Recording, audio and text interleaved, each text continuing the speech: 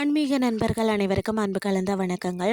இன்றைக்கு நாங்கள் ஆன்மீகம் சம்பந்தமான பதிவில் வீட்டில் செல்வம் நிலைத்திருக்கணும்னா விளக்கேற்றணும், அதை பற்றி தான் நாம் இன்றைக்கு பார்க்க போகிறோம்.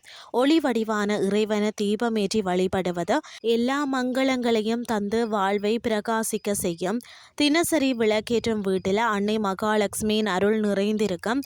வீட்டை தூய்மைப்படுத்தி நீங்கள் விளக்கேற்ற அந்த மகாலட்சுமியை நம்மளுடைய வீட்டிற்குள்ள எழுந்தருளுவதாக ஐதீகம். தீபங்களை நாம் ஏற்றுவதால் தெய்வங்கள் நம்மளுடைய கர்ம வினைகளை நீக்கி நல்ல பலன்களை தருகிறதுனே சொல்லலாம். வீட்டில் விளக்கை எந்த திசையில் நோக்கி ஏற்றி வைக்கிறது நல்லது அப்படின்னு சொல்லி பார்த்தீங்கன்னா, விளக்கினை கிழக்கு வடக்கு திசை நோக்கி ஏற்றலாம். மேற்கும் தெற்கும் விளக்கு ஏற்ற சரியான ஒரு திசை அல்ல.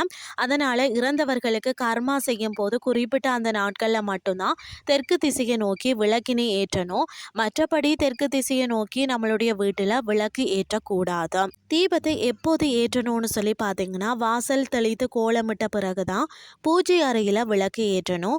பூஜை அறையில் தீபத்தை ஏற்றிட்டு பிறகு அந்த தீபத்தில் இருந்த மற்றொரு தீபத்தை ஏற்றிக்கொண்டு அதன் மூலம் வாசலில் உள்ள தீபத்தை ஏற்றலாம். வீட்டில் பூஜை அறையில் எத்தனை தீபங்களை ஏற்றலாம்? தினந்தோறும் பார்த்தீங்கன்னா, நம்மளுடைய வீட்டில் ஒரு நல்லெண்ணெய் தீபம் ஏற்றி வச்சுட்டு வழிபாடு செய்தாலே போதுமானது தான். அம்பாள் அல்லது ஸ்ரீ சக்கரத்தை வீட்டில் வைத்து பூஜை செய்கிறவங்க பூஜை அறையில் வலதுபுறம் பசு நெய் தீபமும் இடதுபுறம் நல்லெண்ணெய் தீபமும் ஏற்றி வைத்து வழிபாடு செய்யலாம்.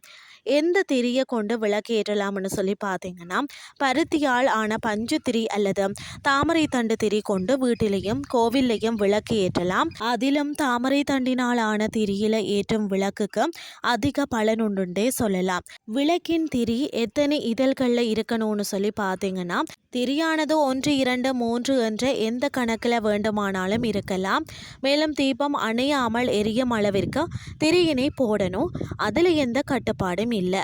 விளக்கேற்ற சிறந்த எண்ணெய் எதுன்னு சொல்லி பார்த்தீங்கன்னா, சுத்தமான பசு நெய் தான். நல்லெண்ணெய் இவைகளை கொண்டு நம்மளுடைய வீட்டில் விளக்கினை ஏற்றலாம். இதனால் நமக்கு கிடைக்கும் பலன்கள் ஏராளமாக இருக்கும். ஆனால் நெய்யையும் நல்லெண்ணெயையும் கலந்து விளக்கினை ஏற்றக்கூடாது. பஞ்சதீப எண்ணெயில் விளக்கு ஏற்றுவது சரியானு சொல்லி பார்த்தீங்கன்னா, வேப்ப எண்ணெய், விளக்கெண்ணெய், பசு நெய், இழுப்ப எண்ணெய், தேங்காய் எண்ணெய் என 5ஐயும் கலந்து தான் பஞ்சதீப எண்ணெய். இந்த எண்ணெய்களை தனித்தனியாக கொண்டு தீபங்களை ஏற்றணும். மாறாக 5 எண்ணெயையும் ஒன்றாக கலந்து கொண்டு விளக்கு ஏற்றுதல் தவறு. ஒன்றுக்கு மேற்பட்ட எண்ணெய் கலந்து தீபம் ஏற்றுவது சாஸ்திரப்படி சரியானது அல்ல. கூட்டு எண்ணெய், கடலை எண்ணெய், சூரியகாந்தி எண்ணெய் இவற்றில் கட்டாயம் வீட்டில் விளக்கு ஏற்றக்கூடாது.